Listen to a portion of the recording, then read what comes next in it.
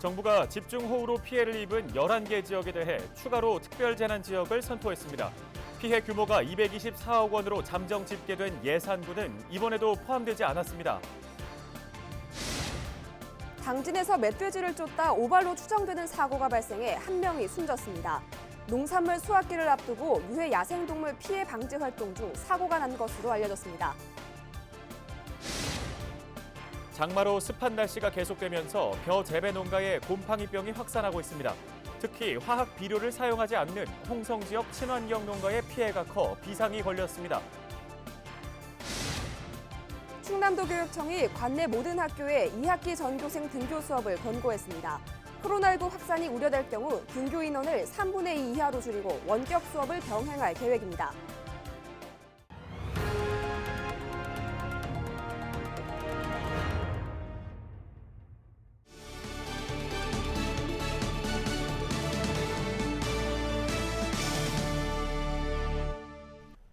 시청자 여러분, 안녕하십니까? 헬로티비 뉴스 충남 시작합니다. 첫 번째 소식입니다. 정부가 집중호우로 피해를 입은 지역에 대해 2차 특별재난지역으로 선포한 가운데 예산군은 이번에도 포함되지 않았습니다.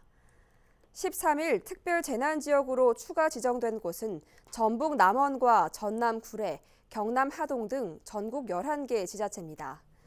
앞서 충남도는 예산과 금산, 천안, 아산 4개 시군을 특별재난지역으로 건의했지만 지난 7일 천안과 아산만 포함됐으며 예산과 금산은 제외됐습니다. 정부는 긴급조사를 통해 특별재난지역 선포 기준인 피해 금액을 우선적으로 판단했다고 설명했습니다. 특별재난지역 여부가 불확실한 지역은 앞으로 읍면동까지 피해 조사를 거쳐 추가 선포를 검토할 방침입니다.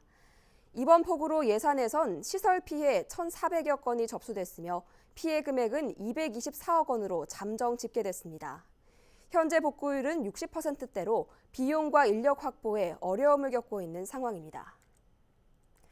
충남도 교육청이 관내 모든 학교에 2학기 전교생 등교 수업을 권고했습니다.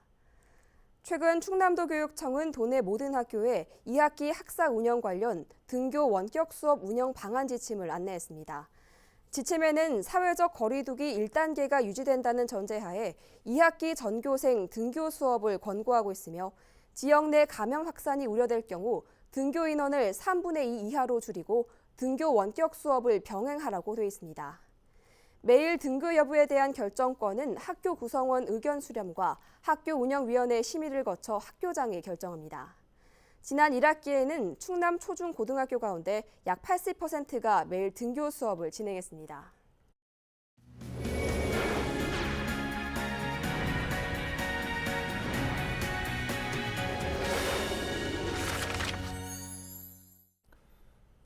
당진에서 동료와 함께 멧돼지를 잡던 중 총기 오발로 추정되는 사고가 발생해 한 명이 숨졌습니다.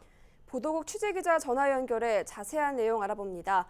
네, 김단비 기자, 지난 12일 밤 당진에서 오발 사고가 있었다고요?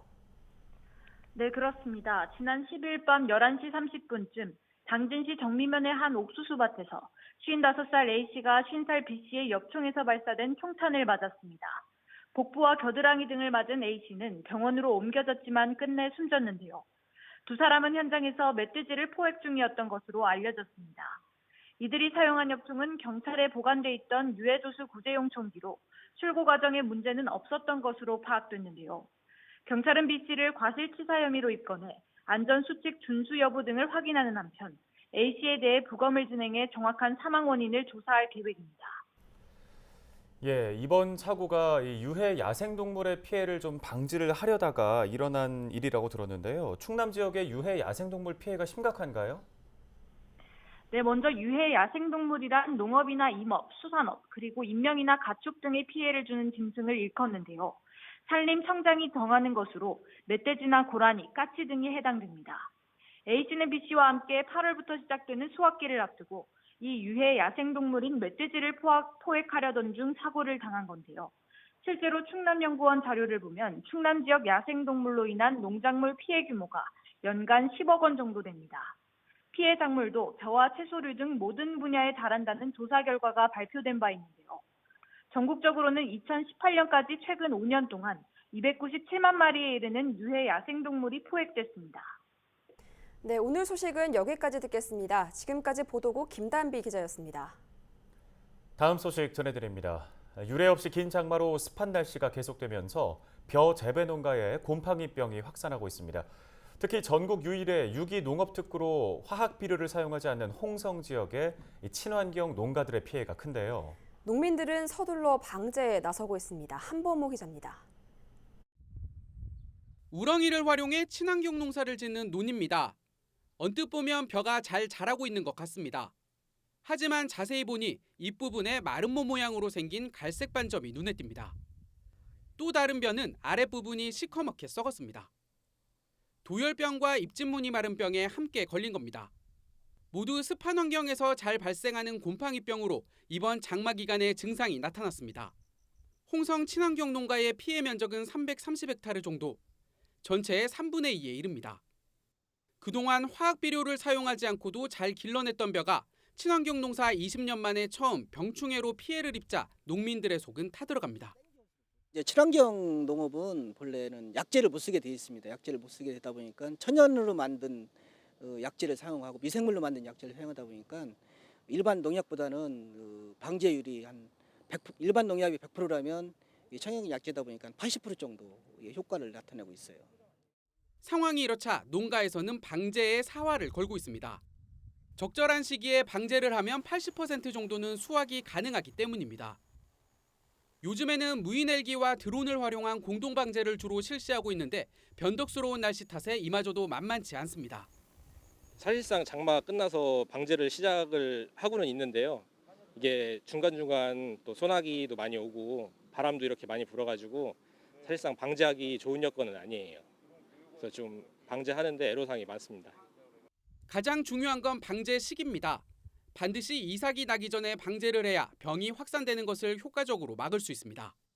장마 기간이 한 달 동안 지속돼가지고 상당히 벼가 연약하게 자랐거든요. 그래서 다습하고 해서 지금 이제 도열병 약이랑 지금 이제 잎진무늬 마른 병도 같이 왔습니다. 그리고 이제 그 중국에서 비례한 날라온 홍명라망 피해도 상당히 나오고 있으니까 같이 동시 방제를 출수 전에 꼭 필히 하시는 게 좋겠습니다. 역대급 장마에 한해 농사를 망칠까 농민들은 애타는 심정으로 농작물 관리에 나서고 있습니다. 헬로티비 뉴스 한보호입니다. 태안군이 벼 재배 농가를 대상으로 병해충 항공 방제를 실시하고 있습니다. 군은 올해 25억여 원을 들여 무인 헬기와 드론 100여 대를 투입한 항공 방제 사업을 추진하고 있습니다. 지난달 1차로 4,300여 농가 7,200여 헥타르 논에서 방제를 실시했으며 2차 방제는 13일부터 17일까지 진행됩니다. 무인 헬기는 한 대당 인력 50명이 방제하는 효과를 거둘 수 있어 고령화에 따른 일손 부족을 해소하는 데 도움이 될 것으로 기대됩니다. 군은 또 1헥타르당 9만 원의 방제비를 농가에 지원하며 농약비 50%는 농협에서 부담하고 있습니다.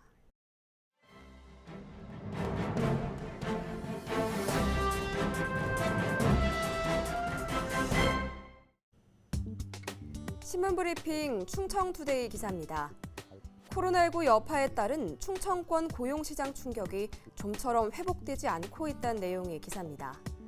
12일 충청지방통계청의 2020년 7월 충청지역 고용 동향 자료에 따르면 지난달 대전 지역 취업자 수는 78만 명으로 지난해 같은 달 대비 1,000명이 감소했습니다.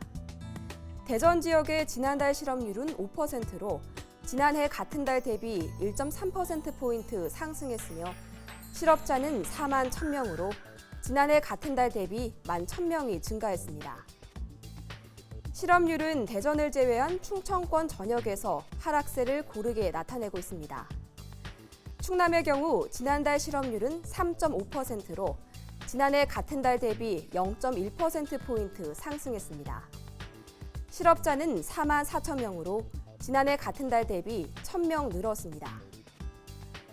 충남의 취업자 수 역시 120만 9천 명으로 지난해 같은 달 대비 3,000명 감소하면서 고용률은 64.2%를 기록했고 0.3%포인트의 하락세를 기록했습니다.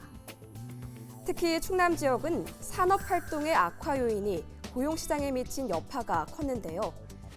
충남 지역의 지난달 산업별 고용 동향을 보면 광공업의 취업자 수는 23만 8천 명으로 지난해 같은 달에 26만 6천 명 대비 10.6%포인트 감소세를 나타냈습니다.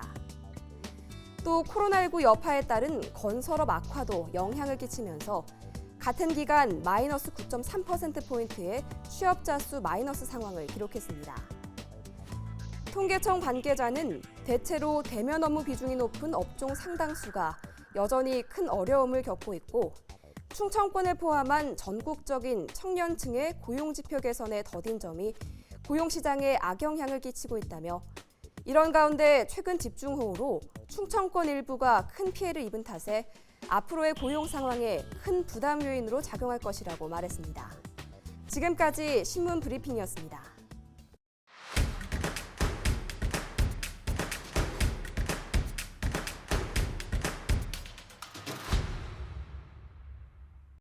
지금 보고 계신 사진은 지난 12일 밤 촬영된 서산시 벌천포 해수욕장 모습입니다.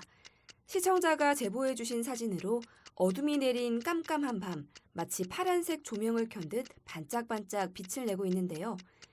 해안가에서 빛을 발하는 일종의 플랑크톤으로 추정되는데 파도가 해안에와 부딪힐 때 가해지는 충격으로 빛을 발하는 것으로 알려져 있습니다. 집중호우로 피해를 입은 예산 수재민을 향한 따뜻한 손길이 이어지고 있습니다. 예산군 산림조합은 수재민을 위해 성금 1,000만 원을 기탁했는데요. 이 밖에 예산군 새마을회는 성금 300만 원을, 예산군에 위치한 기업 2곳에서도 각각 1,000만 원과 500만 원을 기탁했습니다. 예산군은 기탁받은 성금을 지역 복구와 수재민 지원 등에 사용할 계획입니다. 홍성군 청년 창업공간 88청년에 입주할 예비청년 창업가를 모집합니다. 홍성군 문화특화지역 조성사업 추진단은 다음 달 1일부터 11일까지 홍성군에 거주하는 청년과 대학생을 대상으로 예비 창업가를 모집합니다. 입주 공간은 최대 16.5제곱미터로 개인 책상과 의자, 편의시설 등이 들어서 있으며 월 사용료는 1인 3만 원입니다. 당진시가 농촌체험관광 30% 할인 행사를 오는 31일까지 진행합니다. 농림축산식품부 등이 공동 추진하는 이번 사업은 농촌 여행지에서 식사와 체험, 숙박 등을 결제할 경우 선착순 6만 명에게 최대 3만 원 한도 내에서 이용 금액의 30%를 할인해주는 사업입니다. 당진 지역 대상 사업장은 7곳으로 자세한 내용은 농촌여행 웰촌 홈페이지를 참고하면 됩니다. 지금까지 25초 뉴스였습니다. 태안에서 코로나19 확진자가 추가로 발생했습니다. 태안군은 태안읍에 거주하는 40대 여성이 군 보건의료원에서 검사를 받은 결과 13일 오후 코로나19 확진 판정을 받았다고 밝혔습니다. 이 여성은 지난 7일 서울에서 확진자와 식사를 한 뒤 다음 날 태안으로 내려온 것으로 조사됐습니다. 여성은 현재 자가격리 중으로 다른 지역 의료기관으로 옮겨져 치료를 받을 예정입니다. 정부가 지방자치단체에 내려주는 보조금을 사용하는 과정에 문제가 없는지 감시하는 활동이 시작됩니다. 충남도는 13일 공주에서 지방보조금 감시관 위촉식을 열고 도민참여예산위원 85명을 감시관으로 위촉했습니다. 도민감시관은 앞으로 지방보조금 사업 모니터링을 비롯해 부정수급자를 신고하는 등 다양한 활동을 수행합니다. 부정수급 사실을 신고한 사람에게는 지급결정 취소 금액의 30% 범위에서 보상금이 지급됩니다. 청양 지역에서 유일한 영화관인 청양시네마가 휴관 2개월 만에 다시 운영을 시작했습니다. 청양군은 지난달 적격자 심사위원회 심사를 거쳐 새로운 수탁자를 선정했으며 해당 업체는 앞으로 3년 동안 청양시네마 관리와 운영을 맡게 됩니다. 청양시네마는 최근 코로나19의 여파로 휴관 기간이 길어지면서 기존 수탁기관이 운영을 포기해 지난 6월부터 휴관에 들어갔는데요. 청양문화체육센터 3층에 위치한 청양시네마는 98석 규모로 지난 2018년 2월에 개관했습니다.